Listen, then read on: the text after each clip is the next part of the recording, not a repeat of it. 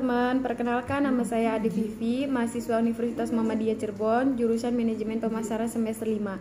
Di video kali ini saya akan menjawab soal UAS mata kuliah kewirausahaan. Yang pertama,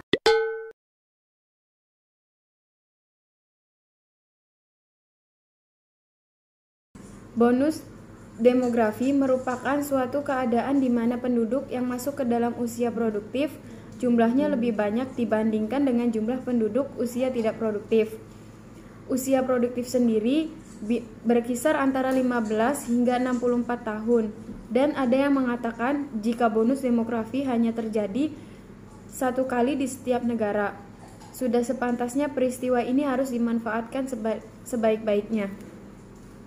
Pertama, peningkatan pengangguran lantaran banyak perusahaan di dalam negeri mengurangi pegawai selama pandemi.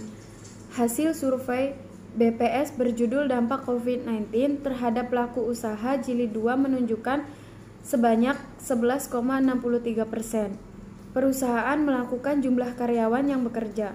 Kedua, ganjalan lain terhadap pemanfaatan bonus demografi adalah pandemi membuat kualitas angkatan kerja terancam menurun.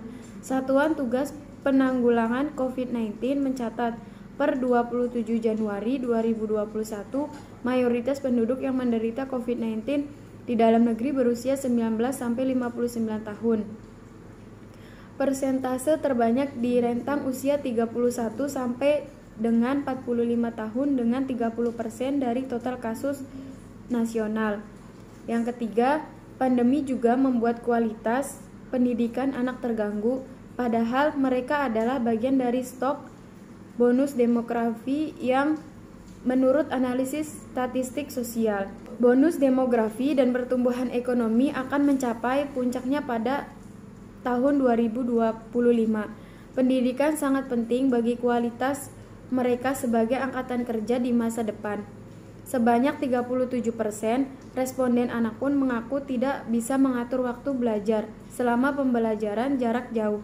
Sementara 30% anak mengaku kesulitan memahami pelajaran dan 21% mengaku tidak memahami instruksi guru. Tanpa pendidikan tinggi, mereka berpeluang berakhir hanya sebagai buruh murah. BPS mencatat pada Agustus 2019, semakin tinggi jenjang pendidikan, maka semakin tinggi rata-rata upah yang diterima pekerja. Rata upah pekerja lulusan universitas Rp 4,4 juta. Sebaliknya tamatan SD hanya 1,8 juta. Upah murah akan membuat mereka sulit keluar dari kemiskinan.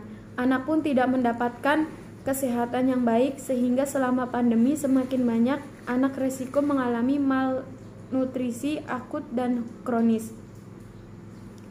Hal ini lantaran seperti dalam survei Wahana Visi Indonesia, 19% rumah tangga tidak memiliki jaminan kesehatan dan 54% lain tidak mengakses layanan kesehatan ibu dan anak. Gimana sih solusinya dalam mengatasi lapangan kerja bagi para pekerja produktif? Jadi, Indonesia memiliki peluang memperbaiki kondisi buruk akibat pandemi dan memanfaatkan bonus demografi dengan baik. Caranya dengan memperbaiki kualitas pendidikan, kesehatan, dan memberikan akses pekerja layak seperti saran United Nations Population Fund. Korea Selatan bisa menjadi contoh baik untuk hal itu. Menkominfo dalam laporannya berjudul Siapa Mau Bonus Peluang Demografi di Indonesia menyatakan Korea Selatan yang sempat terpuruk dalam kemiskinan akibat Perang Korea tahun 1950 sampai dengan 1953 mampu bangkit dengan investasi besar di pendidikan, pembangunan sumber daya manusia, dan penelitian dan pengembangan dalam kurun waktu 46 tahun dari 1962 hingga 2008, Korea Selatan mengalami kenaikan PDB 400 kali lipat. Korea menjadi salah satu contoh nyata dalam pengembangan industri yang dibangun usia produktif yang kreatif. Selain Korea Selatan, mengutip Republik Tiongkok berhasil mengarahkan industri industri rumahan untuk memproduksi komponen peralatan elektronika sehingga pengangguran menurun. Bila Indonesia tak berusaha semaksimal mungkin mengelola bonus demografi, maka permasalahan serius seperti tingkat pengangguran yang tinggi, ekonomi melambat, naiknya tingkat kemiskinan, dan tingginya tingkat kriminalitas bisa terjadi. Hal ini sebagaimana termaksud dalam jurnal berjudul Mengoptimalkan Bonus Demografi untuk Mengurangi Tingkat Kemiskinan di Indonesia.